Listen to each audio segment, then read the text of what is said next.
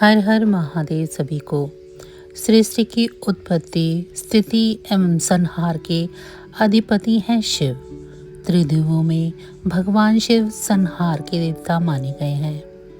शिव अनादि तथा सृष्टि प्रक्रिया के आदि स्रोत हैं और यह काल महाकाल ही ज्योतिष शास्त्र के आधार है। शिव का अर्थ यद्यपि कल्याणकारी माना गया है, लेकिन वे हमेशा लय एवं प्रलय दोनों को अपने अधीन किए हुए हैं। शिव हिंदू धर्म के सबसे प्राचीन और लोकप्रिय देवता हैं। उन्हें जगत का संहारक देवता भी माना जाता है। हिंदू धर्म और विशेष रूप से शैव शाक्त संप्रदायों में उन्हें परम ब्रह्मा माना गया है। वह त्रिदेवों में से एक देव हैं। इन्हें देवों के देव महादेव, भोलेनाथ, शंकर, आदिदेव, आशुतोष, महेश, कपाली, पार्वती वल्लभ, कृपाली, महाकाल, रामेश्वर, बिलपति, बिलेश्वर, रुद्र, नीलकंठ, गंगाधर आदि नामों से जाना जाता है। तंत्र साधना में इन्हें भैरव तथा वैदिक साहित्य में इन्हें रुद्र कहा गया है। भगवान शिव की शक्ति और अर्धांगिनी माता पार्वती हैं। शिव नित्य कैलाश लोक में अपनी प्रियतमा सहचारी मां पार्वती के साथ विहार करते हैं। उनके पुत्र कार्तिकेय, अयप्पा और गणेश हैं तथा पुत्री अशोक सुंदरी, ज्योति और मनसा देवी हैं। शिव अधिकतर चित्रों में योगी के रूप में देखे जाते हैं और उनकी पूजा शिवलिंग तथा मूर्ति दोनों के रूप में की जाती है। शिव के गले में नाग देवता विराजित हैं और हाथ में डमरू और त्रिशूल लिए हुए हैं। कैलाश में उनका वास है। यह शैव मत के आधार पर है। इस मत में शिव के साथ शक्ति सर्व रूप से पूजित है।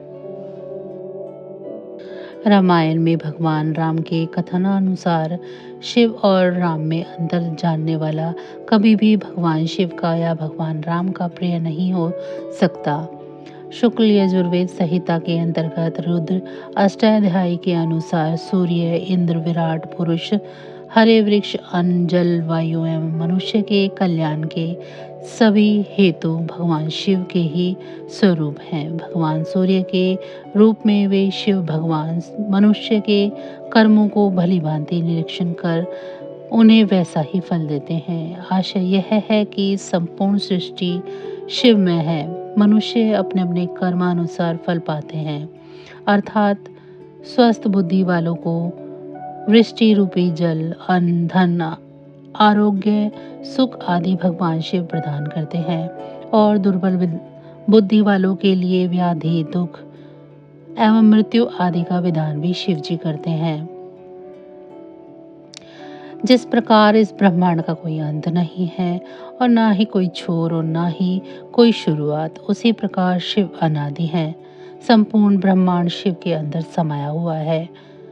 जब कुछ नहीं था तब भी शिव थे, अब कुछ न होगा तब भी शिव ही होंगे। शिव को महाकाल कहा जाता है, अर्थात समय। शिव अपने इस स्वरूप द्वारा पूरी सृष्टि का भरण पोषण करते हैं। इसी स्वरूप द्वारा परमात्मा ने अपने ओज और उष्णता की शक्ति से सभी ग्रहों को एकत्रित कर रखा है। परमात्मा का वह स्वरूप अत्यंत ही कल्याणकारी माना जाता है, क्योंकि पूर्ण सृष्टि का आधार इसी स्वरूप पर टिका हुआ है। पार्वती श्रीदेवी भागवत पुराण महापुराण में भगवान शंकर को तमोगुण बताया गया है। इसका प्रमाण श्रीदेवी भागवत महापुराण अध्याय 5 स्कंद 3 पृष्ठ 121 में दिया गया है। पवित्र शिव पुराण के एक लेख के अनुसार कैलाशपति शिव ने देवी आदिशक्ति और सदाशिव से कहे हैं कि हे मात, ब्रह्मा तुम्हारी संतान है तथा विष्णु की उत्पत्ति भी आपसे ही हुई है, तो उनके बाद उत्पन्न होने वाला मैं भी आपकी संतान हुआ। ब्रह्मा और विष्णु सदाशिव के आधे अवतार हैं, परंतु कैलाशपति शिव सदाशिव के पूर्ण अवतार हैं। जैसे कृष्ण विष्णु के पूर्ण अवतार हैं, उसी प्रकार कैलाशपति शिव ओमकार सदाशिव के पूर्ण अवतार हैं। सदाशिव और शिव देखने में वेशभूषा और गुण में बिल्कुल समान है। इसी प्रकार देवी सरस्वती, लक्ष्मी और पार्वती आदि शक्ति की ही अवतार हैं। शिव पुराण के लेख के अनुसार सदाशिव जी कहते हैं कि जो मुझ में और कैलाशपति शिव में भेद करेगा या हम दोनों को अलग मानेगा वो नरक में गिरेगा, या फिर शिव और विष्णु में जो भेद करेगा वो नरक में गिरेगा। वास्तव में मुझ में ब्रह्मा, विष्णु और कैलाशपति शिव में कोई भेद, हम एक ही हैं और हम में कोई भेद नहीं है, परंतु सृष्टि के कार्य के लिए हम अलग अलग रूप लेते हैं।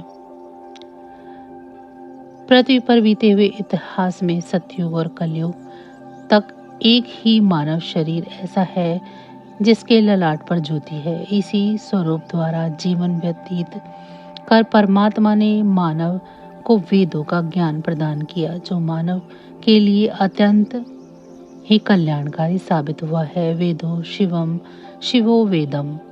परमात्मा शिव के इसी स्वरूप द्वारा मानव शरीर को रुद्र से शिव बनने का ज्ञान प्राप्त होता है। तो बस आज की जानकारी इतनी ही थी। फिर मिलेंगे हम आपको ऐसी ही किसी अन्य जानकारी के साथ अगली वीडियो में। तब तक अगर आपको मेरी ये जानकारी अच्छी लगी है तो वीडियो को लाइक करें। चैनल को अभी तक सब्सक्राइब नहीं किया है तो चैनल को सब्सक्राइब कर लें और कमेंट बॉक्स में मुझे ज़रूर बताएं कि आप सभी को मेरी ये जानकारियाँ कैसी लग रही हैं। इसी के साथ भगवान भोलेनाथ की कृपा दृष्टि आप सभी पर सदैव बनी रहे। आप सभी का बहुत बहुत धन्यवाद। ओम नमः शिवाय।